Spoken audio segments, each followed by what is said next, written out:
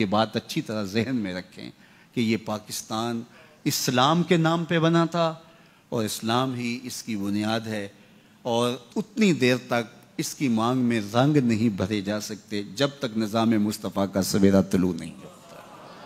اور یہ سفر شعور سے ہوگا، یہ سفر تعلیم سے ہوگا، یہ سفر جد و جہد اور محنت سے ہوگا۔ بدقسمتی سے ہم شعوری طور پہ ایسی پسماندگی میں ہیں کہ آج 70 سال گزرنے کے بعد ہم ایک قوم نہیں بن سکے، ابھی تک ہجوم کی صورت میں کھڑے ہیں۔ جب تک ہم قوم نہیں بنیں گے تو یہی ہمارے اوپر ہوتا رہے گا۔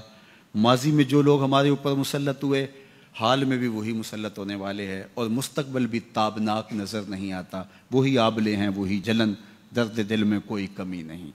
تو میری آنکھیں تو مستقبل میں بھی کچھ نہیں دیکھ رہی، یہی مشق ہوتی رہے گی، اور ہم بار بار جوتے مارنے والے بدلتے رہیں گے۔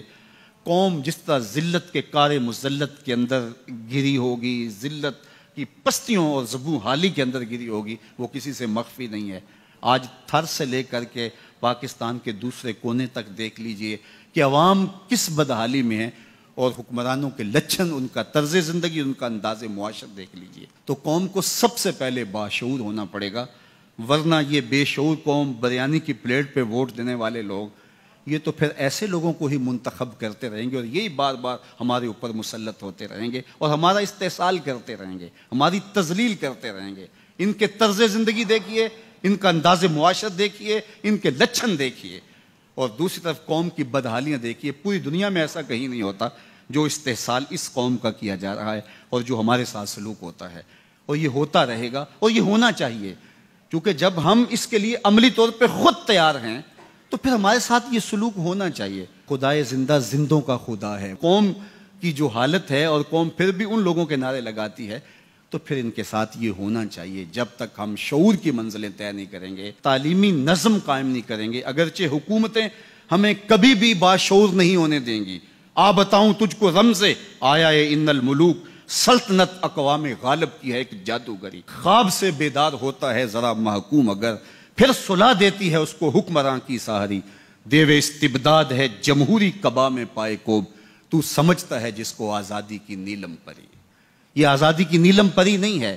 آپ نے اپنی بیٹی کا رشتہ طے کرنا ہو تو گھر کے سارے لوگوں کو بلا کے ووٹنگ کرواتے ہیں کہ جو ہے اس کا رشتہ طے کریں، گھر کے صاحب رائے لوگوں کو بٹھاتے ہیں اور پھر فیصلہ کرتے ہیں کہ ہم نے بیٹی کا رشتہ کہاں کرنا ہے۔ آپ نے کاروبار میں کوئی فیصلہ کرنا ہو تو آپ جو ایکسپرٹ ہوتے ہیں ان کو بٹھاتے ہیں، جناب ہم نے آگے کیا کرنا ہے۔ کیا سارے مزدوروں سے ریفرنڈم کرواتے ہیں یا ان کی ووٹنگ کرواتے ہیں اور فیصلے کرتے ہیں؟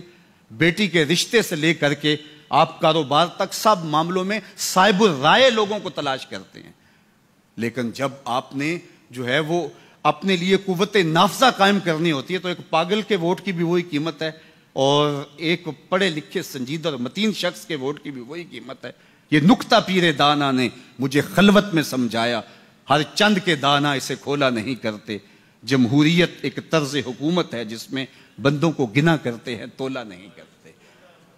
تو بندوں کو جب تک تولا نہیں جائے گا، گنا ہی جائے گا، تو پھر وہ شیخ سعدی نے کہا کہ 200 گدھوں سے ایک انسان کا دماغ بھی نہیں بن سکتا ہے۔ تو پھر یہ ہوتا رہے گا، اور یہ ہونا چاہیے۔ ہماری یہ بدبختی ہے کہ ممبر و محراب سے بھی وہ تربیت مفقود ہو گئی، اور ہمیں گروہ بندی میں، فرقہ واریت میں الجھا دیا گیا۔ اسلام کے نظم کے لیے اور شعوری بیداری کے لیے، اور جو ہے وہ تعلیمی صورتحال کے لیے جو کردار ادا کرنا تھا، ماں کی گود سے لے کے ممبر و محراب تک، اور پھر دینی تربیتی گہواروں تک اور کالج اور یونیورسٹیوں تک، یہ سب کچھ کلرک پیدا کر رہے ہیں، اور وہ قوم سازی نہیں ہو رہی۔ اس نظام کا نتیجہ یہی ہے، اور یہ لارڈ میکالے نے ہمارے ساتھ جو ظلم کیا، زیادتی کی، ہم اس کی سزا بھگت رہے ہیں۔ جب ہم سچے دل سے اس کے حضور توبہ کر کے رجوع کریں گے، اور ہم جہد مسلسل سے، محنت سے شعوری منزلیں طے کریں گے، تو پھر خدائے زندہ زندوں کا خدا ہے، ہمارے لیے راستے کو شادہ کرے گا۔ بلکہ اس نے تو یوں فرمایا، والذی جاہدوا فینا لنہدینہم سبلنا، تم کوشش کر کے دیکھو، ایک نہیں کئی راستے تمہارے لیے نکال دوں گا۔ ایسا ہوتا ہے، یا پھر کبھی کبھی ایسا ہوتا ہے کہ جب قومیں ذلت کی اتھاہ گہرائیوں میں گر جائیں اور کوئی راستہ نہ ملے، تو پھر اللہ کو کبھی ان پر رحم آتا ہے۔ تو ہے ایاں یورش تاتار کے افسانے سے، پاسباں کعبے کو مل گئے صنم خانے سے۔ تو ایسا بھی ہوتا ہے۔ بہرحال ہم نا امید پھر بھی نہیں ہیں، اندھیروں کے دامن سے ہی سحر پھوٹتی ہے، 100,000 انجم کا خون ہوتا ہے تو سحر نکلتی ہے۔ آج نہیں کل، کل نہیں تو پرسوں ضرور انشاءاللہ حالات بدلنے والے ہیں۔ یوسف گم گشتہ باز آئد بکنا غم مخور، کلبہ احزاں شود روز گلستاں غم مخور۔ ایک دن تو یوسف پلٹ کے کنان میں آئے گا اور ایک بار تو کلبہ احزاں روشن ہوگا، لیکن اس اندھی لولی جمہوریت کے پیٹ سے کچھ نکلنے والا نہیں۔ ہم نے کئی رنگوں کی جمہوریتیں دیکھی، نعرے بھی سنے، اور ہم نے مختلف قسم کی مارشل لائیں بھی بھگتیں، لیکن نتیجہ کچھ بھی نہیں اور نہ کچھ نکلنے والا ہے۔ اللہ کی مدد نصرت جب ہمیں نصیب ہوئی، اور وہ اللہ تعالیٰ جل شانہ کا جو ضابطہ ہے کہ قومیں جب اس کے حضور حاضر ہو جاتی ہیں اور اپنے اعمال کی اصلاح کر لیتی ہیں تو پھر اللہ کی رحمتیں ان پر سایہ فگن ہوتی ہیں۔